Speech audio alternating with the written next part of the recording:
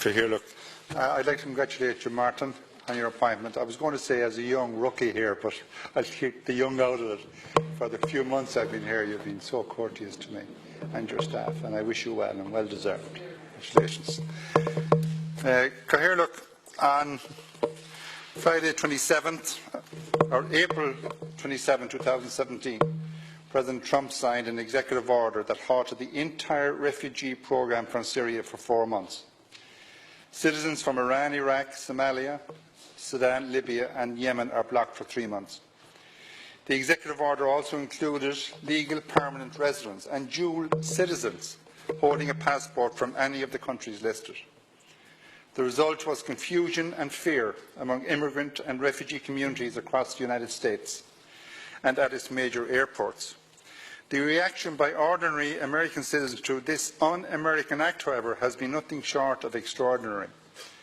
On Sunday, I stood as Senator for the Global Irish in solidarity with immigrant and refugee community groups at Chicago's O'Hare Airport. Over 4,000 people turned out in an impromptu show of force and defiance to denounce President Trump's executive orders. They were joined by similar protests in New York, Boston, Denver and 33 other airports across the United States. More than 50 people at O'Hare at one stage alone were detained.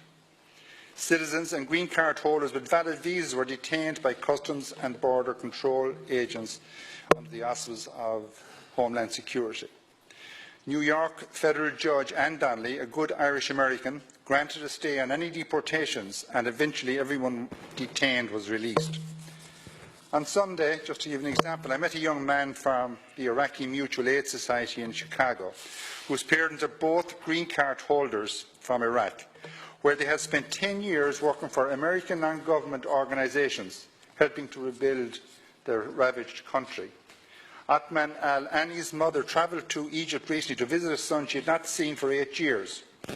But as of Sunday, she remained trapped in Egypt, unable to return home as a result of this ban. Now, America is a nation of laws, but is also a nation of values. It has always been outward-looking and welcoming to immigrants of all faiths and lands.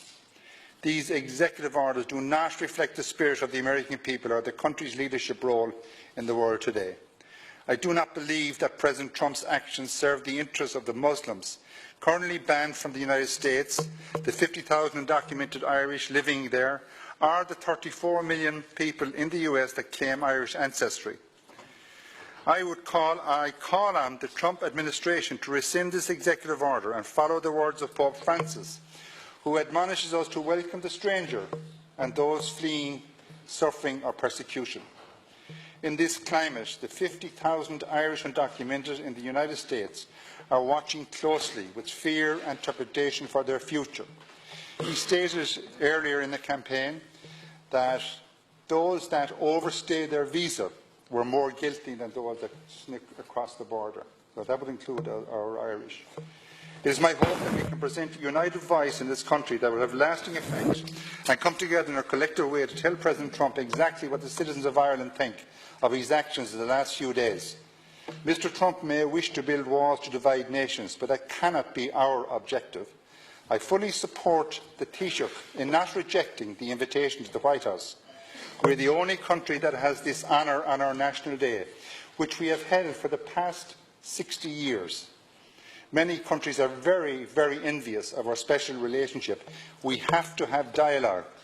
For advocates of immigration reform in the United States, like myself and others, it is essential we keep the gates of communication open. I stand ready to work with the Irish Government to represent the interests of our most vulnerable citizens living abroad, and I call on the Taoiseach to continue to raise this issue at the highest levels of the US Government. Thank you, Cathaoirleach.